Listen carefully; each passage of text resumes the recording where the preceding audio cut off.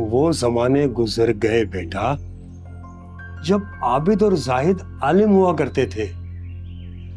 किसी पर एतमाद करने से पहले उसकी पहचान कर लेनी चाहिए। कम से कम उसके हुलिये से ही पहचान लेना चाहिए कि वो शरीयत का कितना पाबंद है। अमल नूरानी भी होते हैं, शैतानी भी। शरीयत का अमल, वही नूरानी अमल तुम्हें फायदा पहुंचा सकता है। और उस शख्स को देखा है तुमने? तो यूं लगता है सालों से गुस्ल नहीं किया उसने। तुमने कैसे अपने बच्चे को उसके हवाले कर दिया? सूफी साहब, जब इंसान जिंदगी की ऊंचाई से मौत की खाई की तरफ गिर रहा होता है ना, तो अपनी तरफ बढ़ने वाले हर हाथ को सहारा मान लेता है। एक बात याद रखना बेटा, इतनी सख्त आजमाइश अल्लाह ताला किसी पर नहीं डालता जितनी तुम पर और तुम्हारे घर पर आई है। खास लोग होते हैं वो, जो इतनी शिद्दत के इम्तिहान में बिठाए जाते हैं। ये इम्तिहान पैसा, घर, सुकून छीनने के बाद ईमान पर हाथ डालता है। तुम हर चीज से हाथ धो बैठे हो अब तक, अब तुम्हारे ईमान की आजमाइश होने वाली है। अगर तुम इस इम्तिहान में कामयाब हो गए तो कई गुना बढ़कर तुम्हें मिल जाएगा जो तुम अब तक खो चुके हो। तो सलमान, नोमी को बुखार हो रहा है, उसका जिस्म तप रहा है। अरे घबराना नहीं बेटा, बिल्कुल भी नहीं घबराना। मुझे अभी मस्जिद जाना है नमाज के लिए। जाते हुए मैं बच्चे के हाथ डिस्पेंसरी से दवाई भिजवा देता हूँ। अफ्तार तक बुखार उतर जाएगा और मैं कल वापस आऊँगा। अगर शाकर की तरफ से कोई बकवास सुनने को मिले तो उस पर बिल्कुल भी यकीन नहीं करना। आया तो मैं इसी सिलसिले में बात करने के लिए था, लेकिन यहाँ ये तमाशा देखकर वो बात बीच में ही रह गई। अच्छा, मैं अब चलता हूँ। अल्लाह ताला आपको दिली और ज़हनी सुकून अता फरमाए। आमीन।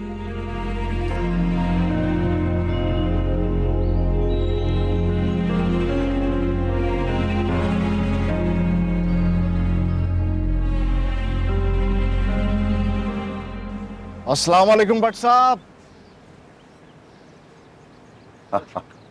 वालेकुम अस्सलाम बरकत भाई, क्या हाल है? नजर ही नहीं आते बिल्कुल ही। ऐसा लग रहा था कि ईद के चांद की तरह ईद पर ही नजर आओगे। अरे कहाँ भट्ट साहब, अब हम आपकी तरह तो है नहीं कि कारोबार के लिए मैनेजर रख लिया। सारा कारोबार खुद ही देखना पड़ता है। अरे तो अफ्तारी तो घर पर ही करते होगे ना, थोड़ा टाइम निकाल के मिल लिया करो। चले ठीक है भट्ट साहब, मिल लेंगे। इस बहाने आपसे कुछ कारोबार के बारे में मुशावरत भी हो जाएगी। अरे तो बरकत भाई यूं करें ना, आज अफ्तारी मेरे साथ ही करें फिर आप लोग। आज? चले ठीक है। हाँ तो बस ठीक हो गया। आप यूं करेंगे, अजीज और नुसरत को मैं अपने साथ ले आऊँगा। आप अपने पड़ोसी रिजवान को भी साथ आने का कहना। सारे भाई मिलकर टेबल कुर्सियाँ लगाकर साथ बैठ के अफ्तारी करेंगे। आज तो बड़ी गर्म जोशी दिखा रहे हैं भट्ट साहब, जबरदस्त हो गया। बट ठीक है, अरेंज कर लेते हैं। हाँ तो बस फिर लगाएं चक्कर। हाँ, अभी तो फिलहाल मैं घर के लिए कुछ सामान और ग्रोसरी लेने जा रहा हूँ, फिर मुलाकात करते हैं। हाँ हाँ बस जरूर आइए, आप आइए। ओके भट्ट साहब, मैं निकलता हूँ। ठीक है ठीक है ठीक है।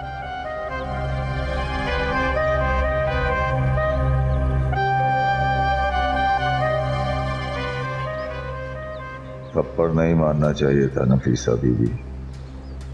तुझे इतना गंदा करूंगा कि लोग तुझे देखकर तो क्या, सोच कर भी थूकेंगे। ये तो है, ये लीजिए भी। अरे यार भट्ट साहब, आज की गैदरिंग रख के बहुत अच्छा लगा। काफ़ी अरसे से एक ही गली में रह रहे हैं, कभी मुलाकात नहीं हुई। बिल्कुल ठीक कहा नुसरत साहब, मैं तो कहता हूँ ऐसी गैदरिंग होती रहनी चाहिए। देखो भाई, मेरी तरफ से तो मेरे घर पे आप सबको अफ्तारी की दावत है आम है। अब जिसके पास फुर्सत हो वो आ जाए मेरे गरीब खाने पे। ये टेबल, ये कुर्सियाँ, ये पकौड़े, ये नान, मेरे पास तो रोज अफ्तारी की है, बस आया है। क्या बात है, इसे कहते हैं बड़े दिल वाला। देखिए कितना बड़ा दिल है शाकिर भाई का, यानी कि सबका कितना ख्याल रखते हैं। क्या वैसे शाकिर भाई की एक बड़ी ख़ास बात है, मोहल्ले में कोई भी मुसीबत में हो, परेशान हो, तो शाकिर भाई उनकी मदद के लिए पहुंच ही जाते हैं। अरे वो कभी कभी पता ही है आपको, किसी की मदद जो है वो मुसीबत बन जाती है। क्यों, क्या हुआ शाकिर भाई? क्या पूछो क्या हुआ यार, मतलब वो सलमान अहमद है ना अपना, हाँ हाँ, बेचारे का फैक्ट्री में हादसा हो गया था, दोनों टांगों से महरूम हो गया बस। हाँ हाँ, सबको पता है। अरे बस उन लोगों की मदद करना ही जो है ना वो मुसीबत बन गया मेरे लिए। सोचा कुछ और था, अंदर से निकला कुछ और ही। हम समझे नहीं भट्ट साहब, बात क्या है? अरे मैं आपको, आइए ये देखें।